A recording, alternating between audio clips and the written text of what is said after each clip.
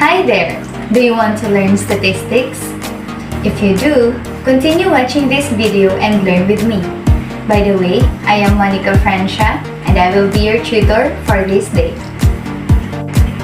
So today, our topic is all about statistics. So when we hear the word statistics, there are terms and words that we can associate with it as we describe statistics. So some of these words are, first, organizing. So when we do statistics, we are organizing some data.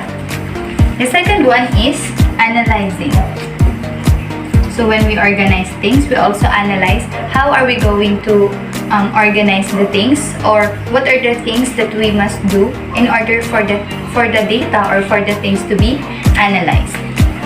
So we also have here collecting. So of course, we need to collect first data before we organize and before we analyze.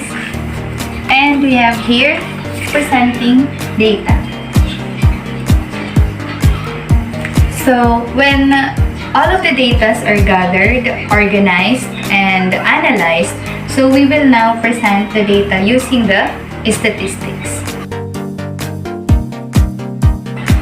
So statistics, this is a branch of applied mathematics, and it is very important because statistics is a crucial process behind how we make discoveries in science, make decisions based on data, and we make prediction using statistics. Under central tendency, we have here the mean, the median, and the mode. So let us first know them one by one. So when we say mean, this is the sum of all the values in a given set of data. And then the median, this is the middle number. And the mode, this is the number that occurs frequently. So always remember that mean is the sum, the median, the middle, and the mode frequently, occurs frequently. For further understanding, let us tackle them one by one. And we will begin with the mean. So again, the mean, this is the sum of all the values. And the formula that we are going to use is mean is equals to the summation of x divided by n, where x represents the numbers given and the n is the total number of the values. So we have here an example. Find the mean of 15, 13, 18, 16, 14, 17, and 12. So the first thing that we are going to do is follow the formula. So mean, and then list the summation of all the x. So we have here 15 plus 13 plus 18 plus 16 plus 14 plus 17 plus 12. And to identify the n, which is the total number of the values, we are only going to count how many numbers are there in the given set of data. So let's count 1, 2, 3, 4, 5, 6, and 7. So all of the summation of the x will be divided into 7. And then the set of data, when you sum it up, it is equal to 105. And if we are going to divide it by 7, so we will be having, or the value of the mean is 50. And that's how you get the mean of a set of data. The next one is the median. Again, when we say median, this is the middle number. So there are two types of set of data. The first one is composed of odd numbers and the second one is composed of even numbers. So in finding the median, if your set of data has an odd number, then it will be easy for you to identify the median. But if it is even, then there are solutions that we need to do in order for us to find the median. So let us talk about it more. So in the first example, find the median of mean is equals to 4, 8, 1, 14, 9, 21, and 12. So if we are going to count the set of data or the value in the set of data, we have 1, 2, 3, 4, 5, 6, and 7. So as you can see, this is an odd number. So the first thing that we need to do is to arrange the set of data from these two greatest. So it will be 1, 4, 8, 9, 12, 14, and 21. And then we are going to identify the median. So again, median, middle number. So if we are going to analyze, the middle number of this set of data is equals to 9. So for us to check, both sides must be equal, or the number of values from the left side and the right side must be equal in order for us to know if the median that we get is correct. So here we have 9, so let us count the values from the left. So we have 1, 2, and 3, and then the values here on the right, we also have 1, 2, and 3. So that is correct. The median for the first example is equals to 9. So how about in find the median of 46, 92, 23, 77, 89, and 108. So again, we need to count the set of data first. So we have 1, 2, 3, 4, 5, and 6. So this is even number. So the first step is just the same. Arrange the set of data from these two greatest. So we have here 23, 47, 77, 89, 92, and 108. And then we are going to identify the median. So for this set of data, we have two median, which is the 77 and the 89. But median must be one number only. So what are the things that we need to do? So the first thing that we need to do is we need to add 77 and 89. And then we are going to divide it into 2 for us to get the median. So we have here 77 plus 89, that is equals to 166. And we are going to divide it into 2. 166 divided by 2. And the median for the second example is equals to 83. And that's it. That's how we are going to find the median if the set of data is even. And lastly, the mode. So again, when we say mode, this is the number that occurs frequently in a set of data. So for our first example, we have here find the mode of 2, 3, 3, 6, 7, 7, and 8. So our mode is 3 and 7. So why? If we are going to analyze the set of data, so 3 and 7 occurs 2 times than the other number. So that is why they are the mode in this set of data. So for our second example, we have 3, 4, 3, 4, 9, 8, 8, 10, 8, 20, 12, and 13. So it is a little bit confusing since there are a lot of numbers that we can see in this set of data. So we can arrange it first from least to greatest in order for us to know which number occurs frequently than the other numbers.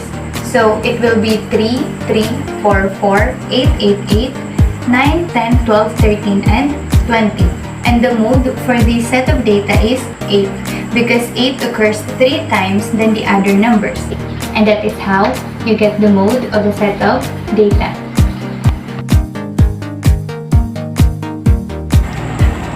After talking about the central tendency, the mean, the median, the mode, and the statistics, we will now talk about weighted mean. So what is weighted mean? A weighted mean is a kind of average that is often used when some data values are more often important than the others. The weighted mean is a type of mean that is calculated by multiplying the weight or the probability associated with a particular event or outcome with its associated quantitative outcome and then summing all the products together. So the formula that we are going to use when computing weighted mean is this. Weighted mean is equals to the summation of x multiplied by w divided by the summation of w, where x represents the given value or the numbers, w represent the weights. The summation of x multiplied by w is the sum of the products of x and w rather, and the summation of w represents the sum of all weights. So here is an example. We have here the numbers or the given values are the following. We have 7, 10, 5, 11, and 8. And the list or the given weights are the following: 3, 4, 7, 10, and 5. So first, we need to look for the sum of the products of x and w. So 7 times 3, that is 21. 10 times 4, that is 40. 5 times 7, that is 35. 11 times 10, that is 110. And 8 times 5, that is 40. So we need to sum all of this and divide it into 1, 2, 3, 4, 5. And after doing that, we will get the weighted mean, which is equivalent to 8.48. Now, let us talk about frequency distribution. So in statistics, a frequency distribution is a list table, for example, frequency table or graphs that display the frequency of various outcomes in a sample.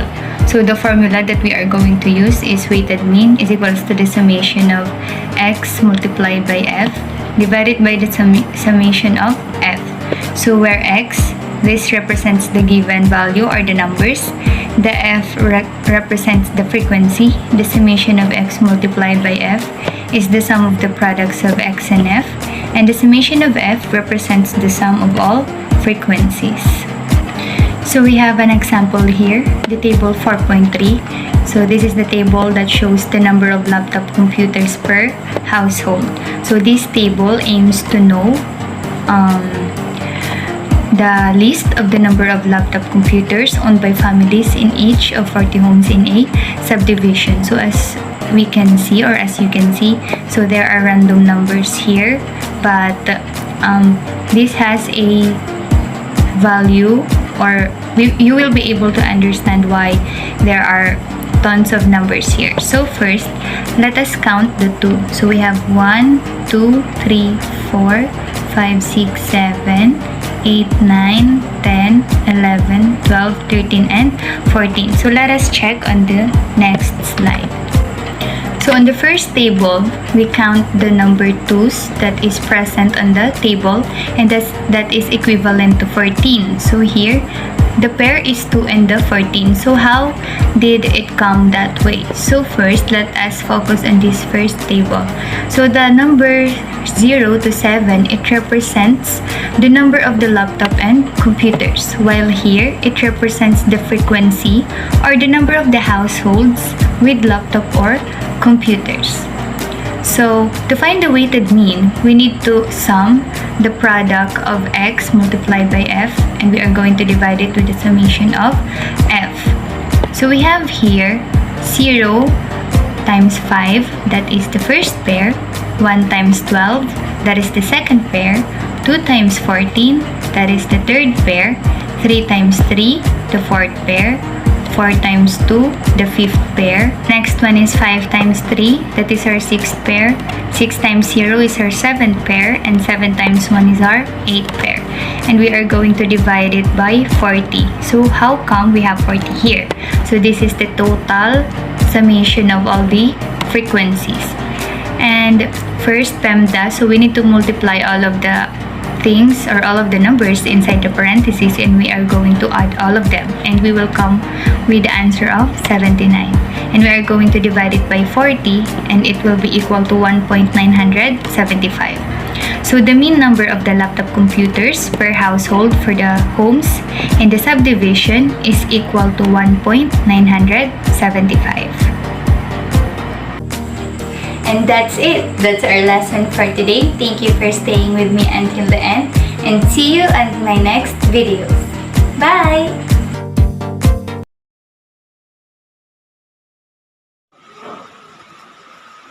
Measures of dispersion are used to describe the variability or spread in a sample or population.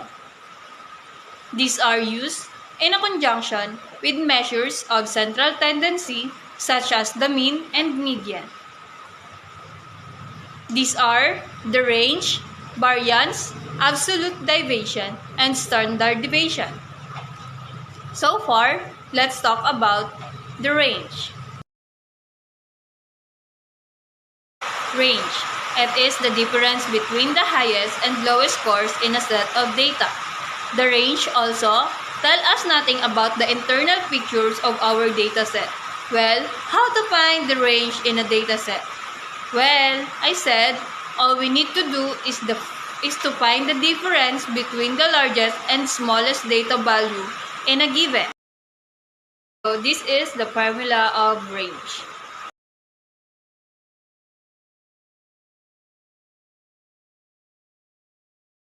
And here the examples.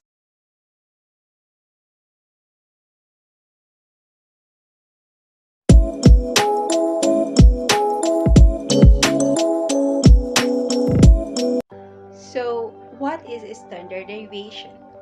In a statistic, the standard deviation is a measure of amount of variation or dispersion of a set of value. A low standard deviation indicates the value tend to the close to the mean of the set, while high standard deviation indicates that the value are spread out over a wider range. We have procedure for computing a standard deviation. First step, determine the mean of the number. Second, for each number, calculate the deviation or the difference between the number and the mean of the number.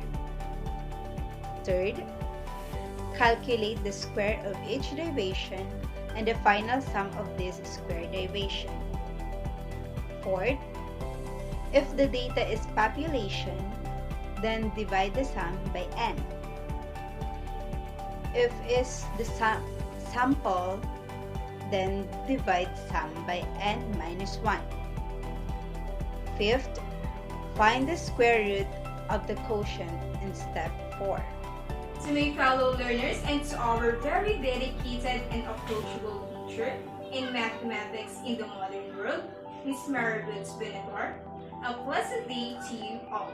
I am Cardiac Valadin Machado from BSE 1I, and I will be going to explain the given example by following the procedures for computing a standard deviation.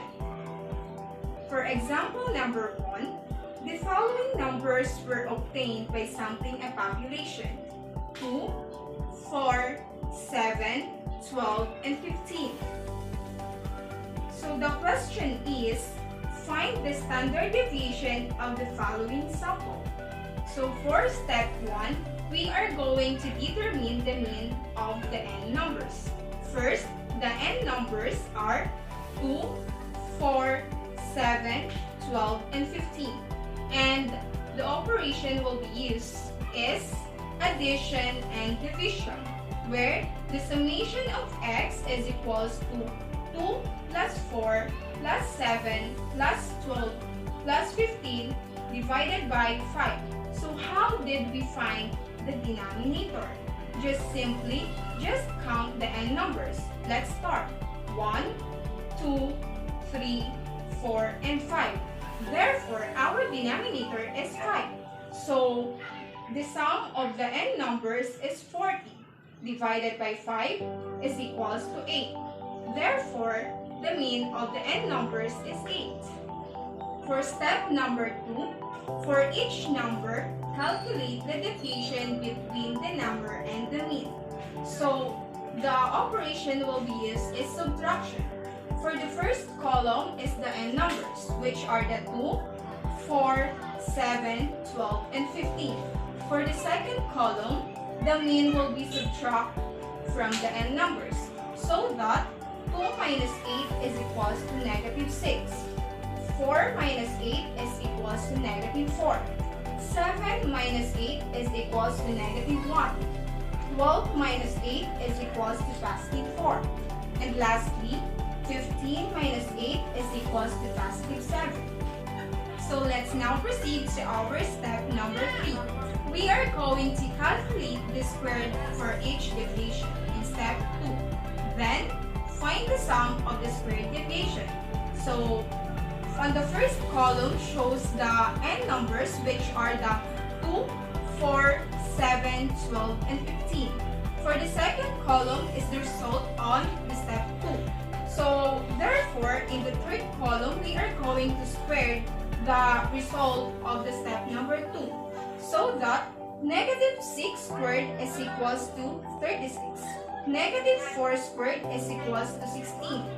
Negative 1 squared is equals to 1. 4 squared is equals to 16. And lastly, 7 squared is equals to 49. Therefore, the sum of the square deviation is 118. So let's now move on to the step number 4. So, if the data is a population, then divide the sum by n. But if the data is a sample, then divide the sum by n minus 1. Because we have a sample, n is equals to 5 values, divide the sum 118 by n minus 1, which is 4. Therefore, 118 divided by 4 is equals to 29.5. Last but not the least, step number 5. So we are going to find the square root of the quotient in step number 4. Therefore, standard deviation is equals to square root of 29.5 to the nearest 100, so that the standard deviation is equals to 5.450. Finally, we find the standard deviation. Thank you for listening and God bless to all. In example number 3, we have to find the standard deviation of the value 2, 1, 3, 2, and 4. First, we have to find the mean, the given numbers. Ang gagawin lang natin is ilalagay dito sa taas yung number 2, 1, 3, 2, and 4. We have to add this value. And itong 5 na to is nanggagaling to dito sa number of value. Halimbawa ito, 1, 2, 3, 4, 5, kaya siya may 5 dito sa baba. Is equals to, we have to add this, 2 plus 1 plus 3 plus 2 plus 4 is equals to 12 divided by 5 is equals to 2.4. Step number 2. For each number, calculate the deviation between the number of the mean.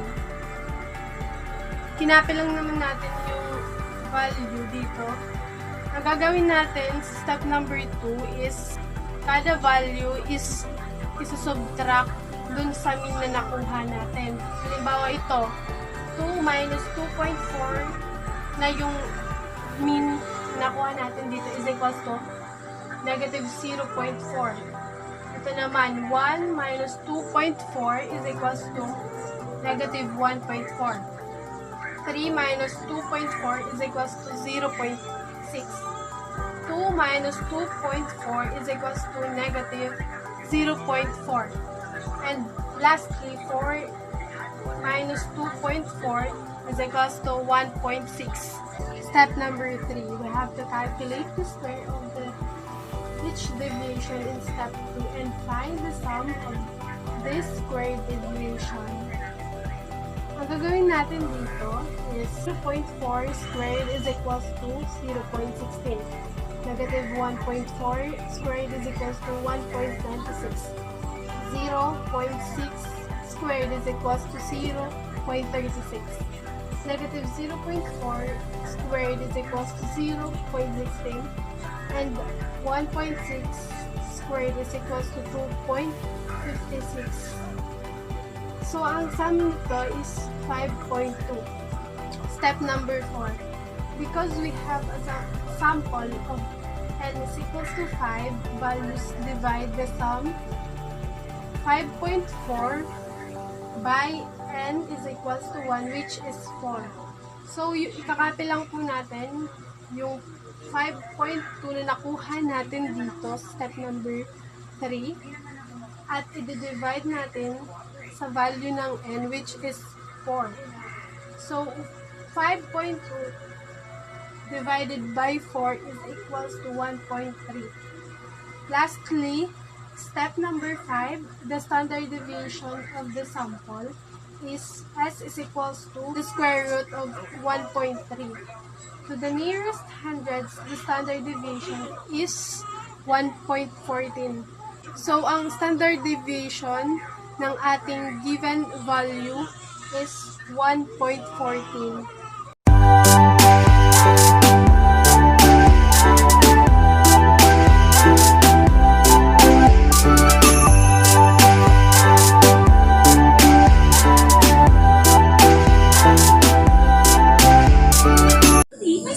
Good day to our instructor and to my classmates.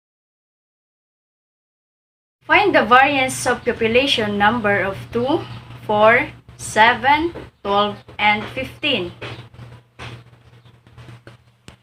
So the first step is find the median.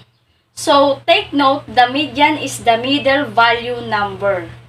So the median is number 7.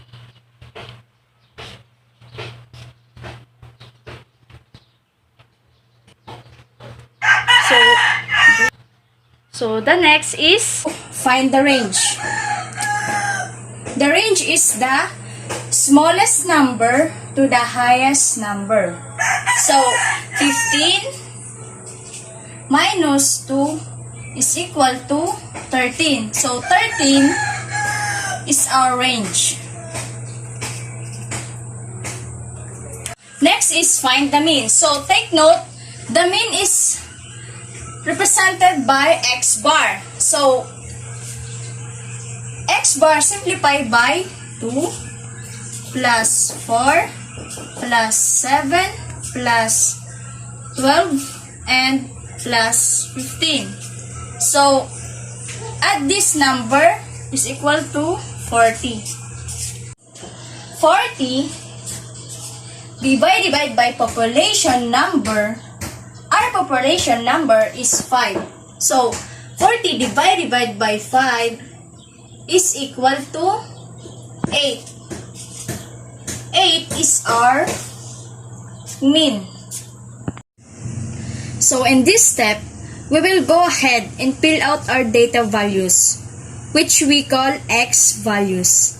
In this table, as you can see, these are the very fast.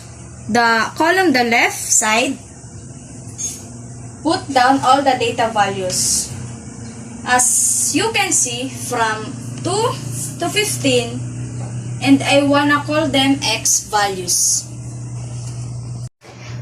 The next column, I put down our means values, which we call x bar. We figured out these values in the previous step. As you can see, this one. So the next step, I want you to find x minus x bar. Means x, the first column, minus the second column. 2 minus 8 is equal to negative 6. 4 minus 8 is equal to negative 4. 7 minus 8 is equal to negative 1. 12 minus 8 is equal to 4. 15 minus 8 is equal to 7. See how do we get it? Simply to subtract it the two values and to find column and right hand side, we gonna do is the square root values just to find out. So the square of 6 is 36. Square root of 4 is equal to 16. Square root of 1 is 1. So 16. 49. Now, what we gonna do is, we gonna add the number up to last column. And this we will call summation. Sigma notation up x minus x bar x squared. We will add all sigma means simply add the map. So once you add out total to be what? The total is 118. And now, we're gonna find the variance. Variance is always represented by x squared. Our variance simply by x squared to formulate in the right side. As you can see, this is what? x minus x bar squared divide n minus 1. So we figure out right up here. We figure out number here. 118 divided by 5 minus 1 is 118 divided by 4 is equal to what? 29.5. So, 29.5 is our variance. I have the second sample. Find the variance for this population of quiz score 5, 8, 16, 17, 18, and 20. To compute the variance, we need the mean. The mean is just the average of the scores. So, okay, let's get started. Let's represent the scores with the variable x. The score are 5, 8, 16, 17, 18, and 20. Find the sum of the number of these. The total is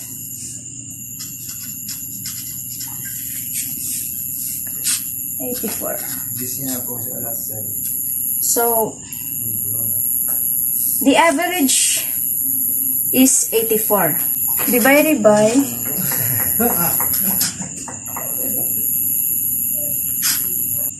the number of the scores, which is 6. So, 84 divided by 6 is equal to 14.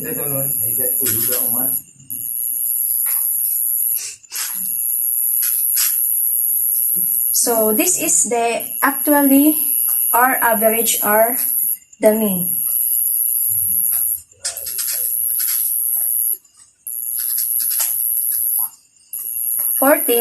Is our mean. So, let's represent the mean with the variable x bar. So, the mean is 14. 14, 14, 14, 14, and 14. So, the next is, we're going to get the difference of the scores and the mean of simply the division, the mean. So, x minus x bar. So, 5 minus 14 is equal to negative 9. 8 minus 14 is equal to negative 6. 16 minus 14 is 2. 17 minus 14 is equal to 3. 18 minus 14, 4. 26. For the division from the mean, x minus x bar squared. Square the division from the mean. So, 9 times 9 is equal to 81. 6 times 6 is equal to 36. 2 times 2 is equal to 4. 3 times 3 is equal to 9. 4 times 4 is equal to 16. 6 times 6 is equal to 36. Then you find the sum. So, the total is 182. Then, find the average of 182 divided by 6 is equal to 30.333. So, this is our variance, 30.33. And the square root of 30.33 is